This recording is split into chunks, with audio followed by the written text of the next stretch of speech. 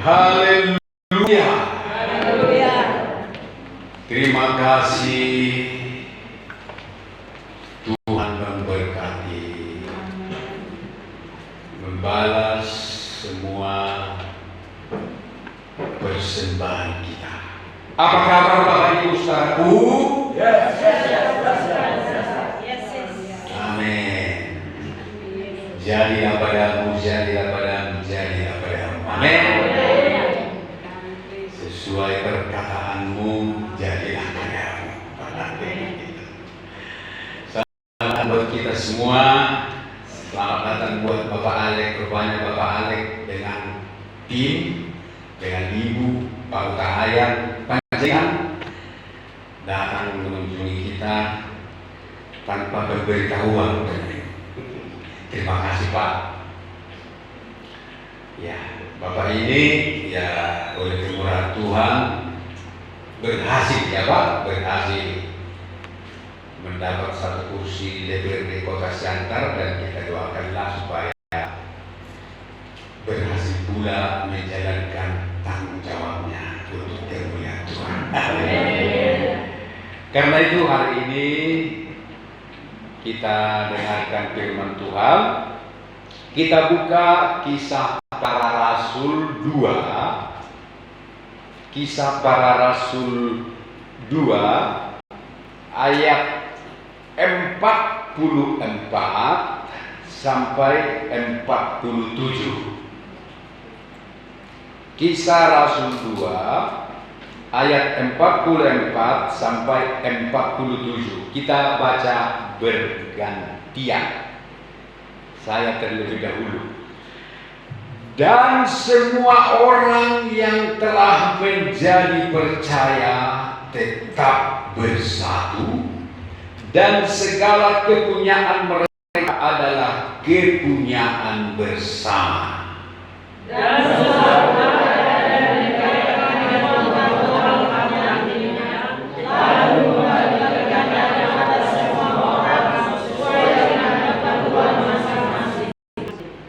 dengan bertekun dan dengan sehati mereka berkumpul tiap-tiap hari dalam bait Allah.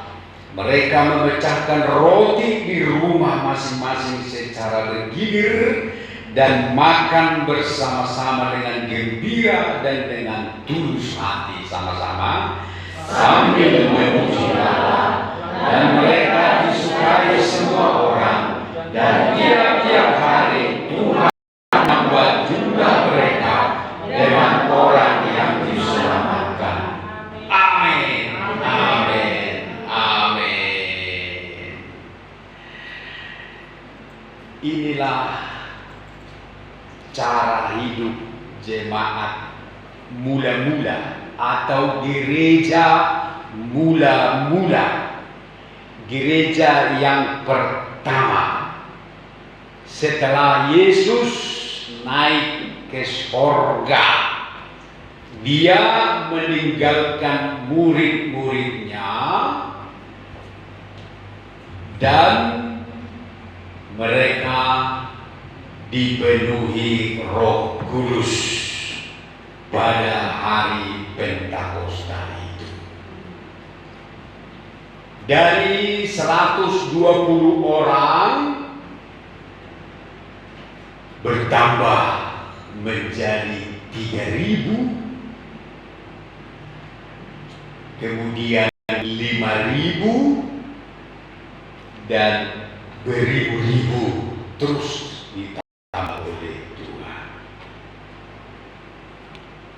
Bapak Ibu saudara sekalian, hal ini semua boleh terjadi dalam hidup mereka setelah Roh Kudus turun memenuhi mereka.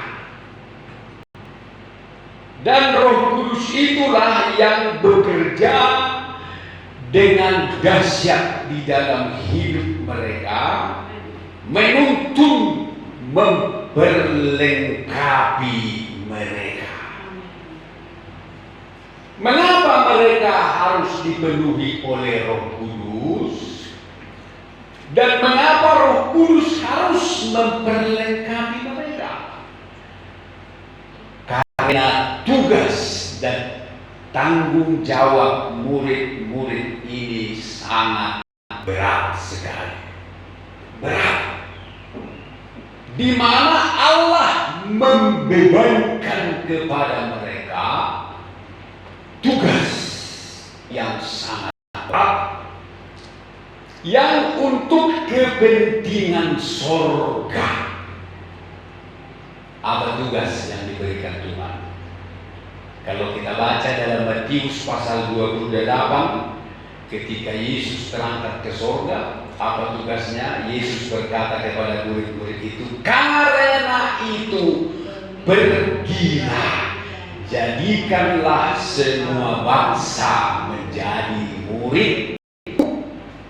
Ini menjadikan semua bangsa-bangsa menjadi murid Kristus. Tentu ini berat sekali, bukan mudah. Bangsa sendiri saja sulit untuk dijadikan murid, apalagi seluruh bangsa. Oleh karena itulah Roh Kudus harus mereka terima, menjadikan mereka menjadi orang yang berbeda dari sebelumnya. Memang benar terbukti Petrus yang dulunya penakut berubah menjadi pemberani. Amin. Dia menyangkal Tuhan Yesus sebanyak berapa kali, Ibu Bapak? 3 kali. 3 kali dia menyangkal Tuhan Yesus.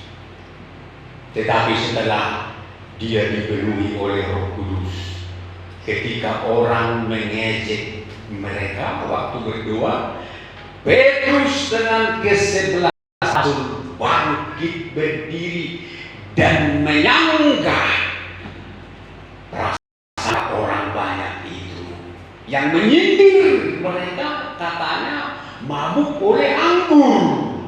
Spontan Petrus tanpa dikomando 11 rasul pun bangkit serentak menantang orang banyak itu supaya orang banyak itu menerima Kristus.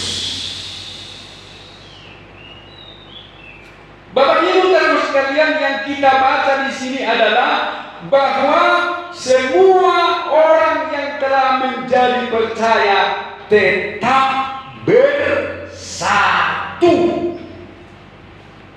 Ini. Jadi yang pertama mereka bangun adalah persatuan, kebersamaan, untuk mereka dapat pergi dan bersaksi membawa jiwa-jiwa bagi Kristus. Sebelum mereka melanjutkan tugas mereka yang paling utama untuk menjadi berkat bagi bangsa-bangsa, mereka terlebih dahulu membangun persatuan. Amin. Kesehatian.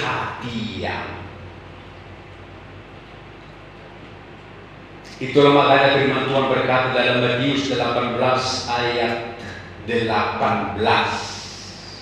Coba ditayangkan. Come on, jangan lelet. Time is money.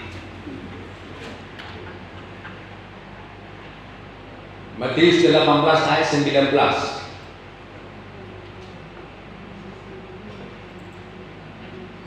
Ya. Dan lagi aku berkata kepadamu, jika 2 orang daripadamu di dunia ini sepakat meminta apapun juga, permintaan mereka itu akan dikabulkan oleh Bapakku yang di surga. 20.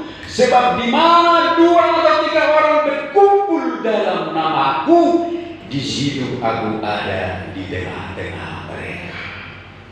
Inilah. Makanya murid-murid ini membangun persatuan Jadi kita pun perlu bersatu. Jemaat harus bersatu. Jemaat ini persatuannya dimulai dari keluarga. Suami istri harus bersatu. Amin. Suami istri. Amin. Bersatu orang jauh. Orang berbeda.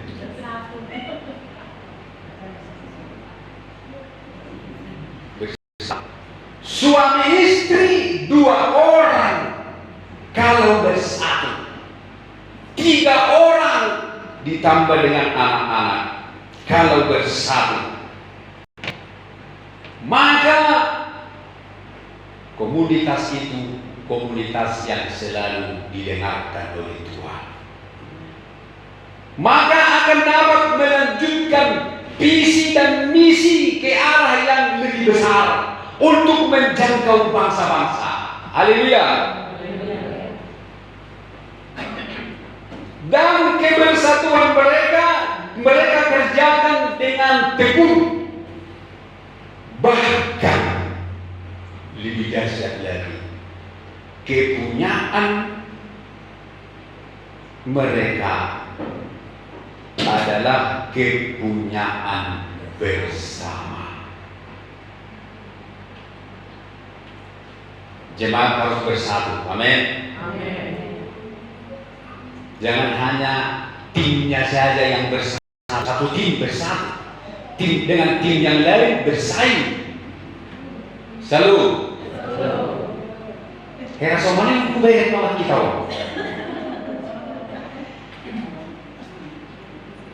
Sekarang tanggal berapa? 26. Tim tanggal 26 kompak. Minggu depan tanggal berapa? Tim tanggal 2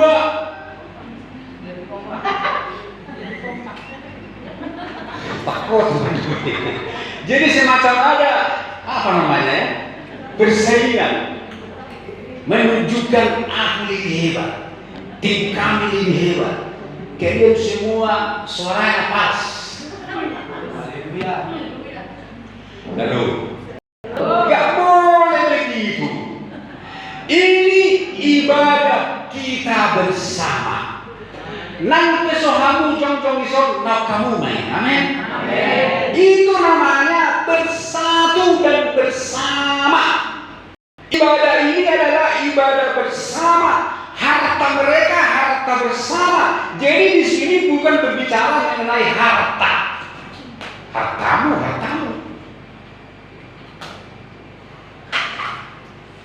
Nang soal singeri jodoh mula londor hatta rohani akka apostolon na naumai ikuni yuri hatta itu kan nang soal isi naumai ulau bersama untuk kemuliaan Tuhan dulu. Alai mulu beda-beda loh hatta kita bisa menghindar. Alah hidup tanggal 26 roh kita berdoa di hari Sabtu. Karen cuma nangisi dan suruh nak mengganti asoroin ya. Aman. Pakonamu aja. Pakonamu jam itu. Maka ibadah dua pun lari. Pas jam 2 lari. Hati-hati Bapak. Bisa kucium semuanya. Mengapa pas jam ibadah doa ada urusan keluar? Tunggu-tungguan lagi di sana. Di kalau keluar kau di sini aku nunggu ke sana. Aduh, itu dosa juga. Itu tidak bersama. Itu tidak dilakukan oleh jemaat muda-muda. Tetapi mereka merasa memiliki bersama, persekutuan itu adalah milik bersama, kemajuannya, kemundurannya tanggung jawab bersama. Maka apabila hal itu terjadi Bapak Ibu di dalam jemaat, bahkan di dalam tiap-tiap keluarga, rumah tangga, suami istri, dalam hal apapun yang kita geluti masing-masing, kalau kita menjaga kebersamaan, kekompakan, persatuan, kesatuan, maka Ayat selanjutnya 47 berkata, dan mereka disukai semua orang. Inilah berkatnya, akan disukai semua orang. Dan tiap-tiap hari Tuhan menambah jumlah mereka. Haleluya. Inilah berkat. Tuhan menambah berkatmu. Tidak rugi ibu bapa kalau merasa memiliki bersama. Tidak rugi. Tuhan yang akan menambah berkatmu di rumah tanggamu. Amin. Tuhan akan menambah berkatmu di usahamu, menambah berkatmu di profesimu apapun yang kau geluti. Tuhan melihat hati kita. Kalau kita mau memiliki sifat karakter Roh Kudus yang selalu membangun persatuan dan kesatuan. Oleh karena itulah Roh Kudus membangun jemaat ini. Roh Kudus bekerja dengan dahsyat. Jadi jangan percuma kita berbahasa roh. Waktu 2:10 malam, tunjuk tangan dulu yang berbahasa roh. Pakai tangan. Ya. Ya. Ya. Jangan hanya berbahasa roh. Bahasa roh itu hanyalah daun, daunnya saja. Harus memiliki buah. Buah roh ada berapa? 9. Yang pertama apa? Kasih. 2. Sukacita. 3. Damai sejahtera. 4. Kesabaran. 5. Kebaikan. 6. Kemurahan. 7. Kesetiaan. Kelemah lembutan. Terakhir kasih yang pertama, dan itu ada dalam murid-murid. Murid-murid kasihnya luar biasa. Mereka berbuah di dalam kasih. Mereka mengasihi Allah. Betul-betul mereka mengasihi Allah dan mengasihi sesama. Di mana buktinya mereka mengasihi Allah? Bahwa mereka tiap-tiap hari ada di dalam bait Allah. Itulah bukti bahwa mereka mengasihi Allah. Moloson tak asihi lo Tuhan. Kadang roh di kamar minggu ya kan? Akan roh mengasihi Allah roh kan? Jadi murid-murid ini mereka berbuah dalam kasih, di mana mereka menunjukkan kasihnya dengan mereka selalu ada di dalam bait Allah, memuji Allah, memuji Allah. Dan kasih mereka kepada sesama juga mereka tunjukkan dengan mereka mau menjual harta miliknya untuk dibagi-bagikan kepada semua komunitas siapa yang memerlukan. Sehingga tidak ada di antara mereka yang kekurangan. Kasih mereka bertumbuh.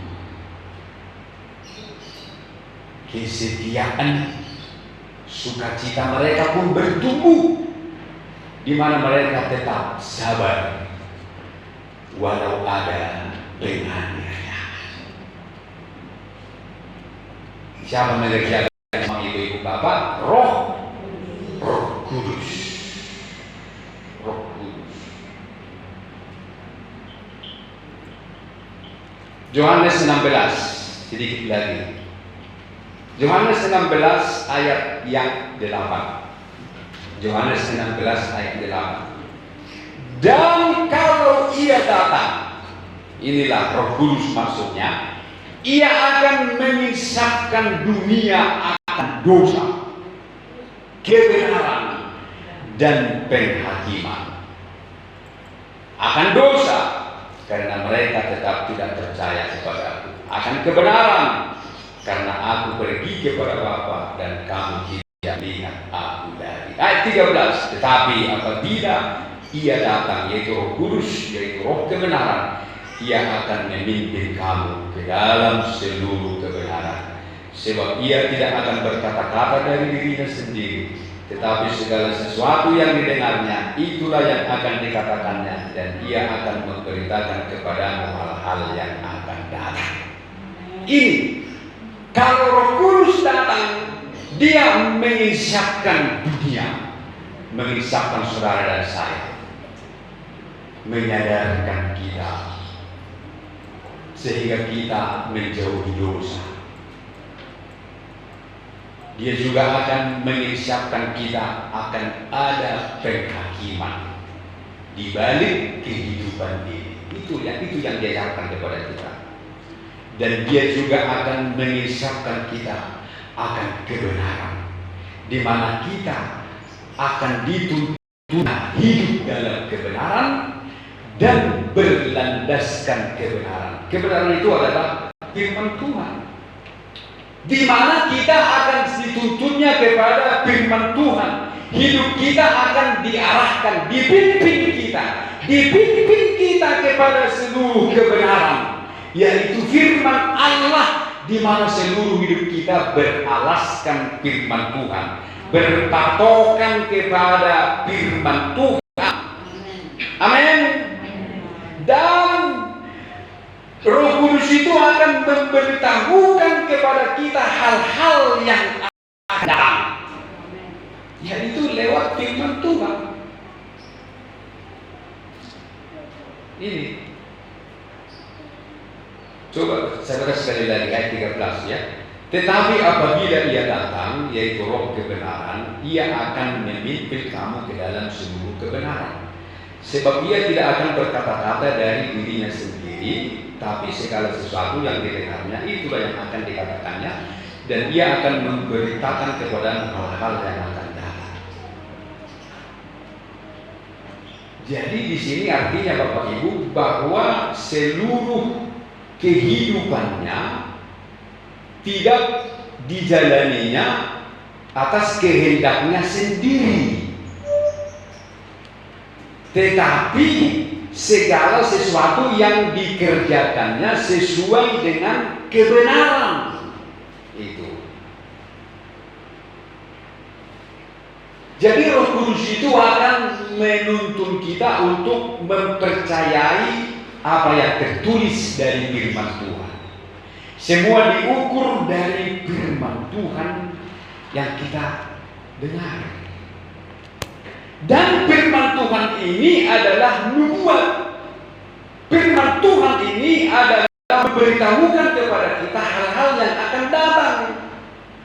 Tidak lagi melulu kita mencari mimpi untuk mengetahui besok, atau kita berdukun. Tetapi semua diukur dari firman Tuhan. Firman Tuhan itu akan memberitahukan kepada kita hal-hal yang akan datang. Amin. Jadi rajinlah mendengar firman Tuhan, rajin membaca firman Tuhan. Apabila ada di dalam hati kita ada kerinduan untuk mengetahui hal-hal yang akan datang, sehingga kita mencari firman Tuhan, maka firman Tuhan akan ditunjukkan kepada kita, dan firman Tuhan itu akan menjawab pertanyaan-pertanyaan di hati kita. Amin, Ibu Bapak. Amin. Nah, itulah Roh Kudus itu yang bekerja di dalam gereja muda-muda pada waktu itu. Dan mereka, murid-murid ini membiarkan Roh Kudus itu bekerja dengan leluasa. Amin. Tidak mereka halangi sedikit pun Roh Kudus itu menggerakkan mereka. Amin. Bahkan sampai Roh Kudus itu menggerakkan mereka menjual harta miliknya. Kan ini yang paling berat. Ini yang paling berat. Bayangkan, mereka menjual harta miliknya, lalu dibagi-bagikan tanpa hitung-hitungan. Ini kan sesuatu yang langka. Mungkin ini satu-satunya yang pernah terjadi di dunia. Langka, sulit ini, tetapi mereka mampu lakukan. Bukan dengan kekuatan mereka, tetapi karena kekuatan Roh Kudus. Nah, karena mereka mau melakukan semua apa yang dikehendaki oleh Roh Kudus, maka lihatlah mereka sangat diberkati Tuhan, sangat dimuliakan Tuhan, sangat ditinggikan Tuhan, yang menyebabkan mereka disukai semua orang. Mau disukai semua orang?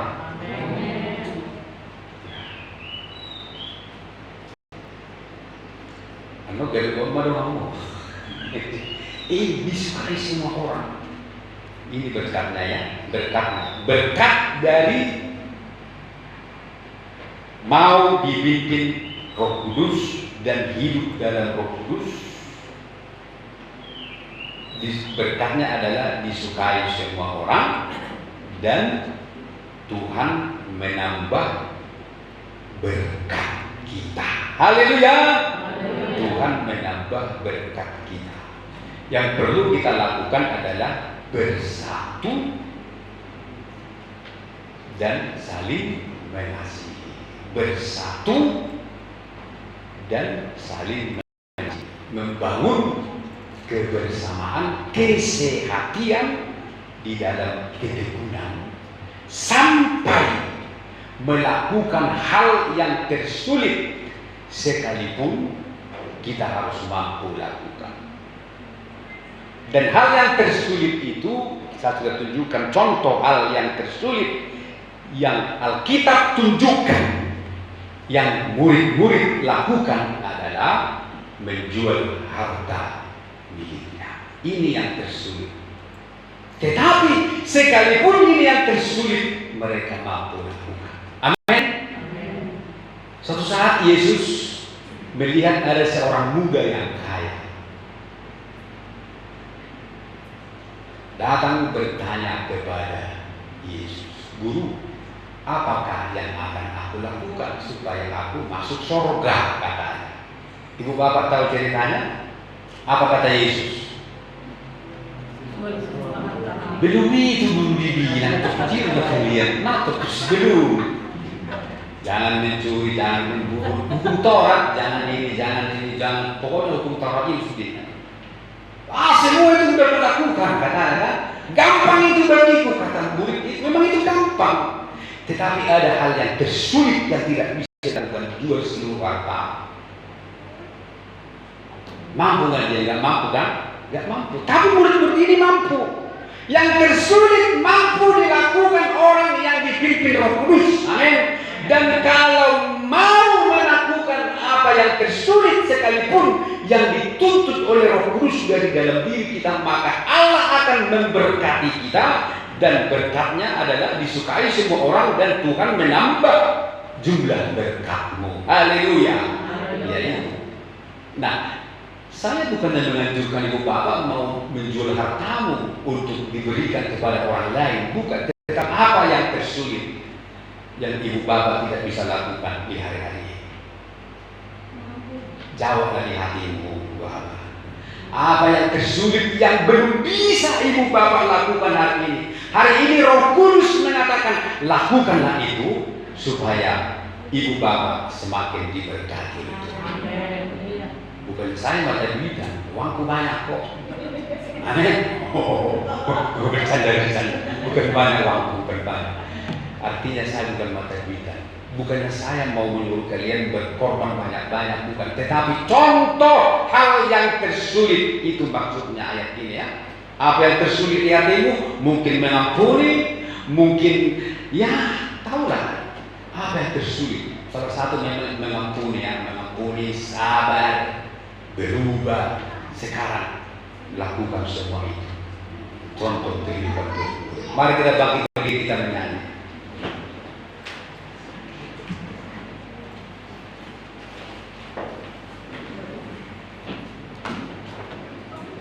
Kau tunjukkan kasih setiamu,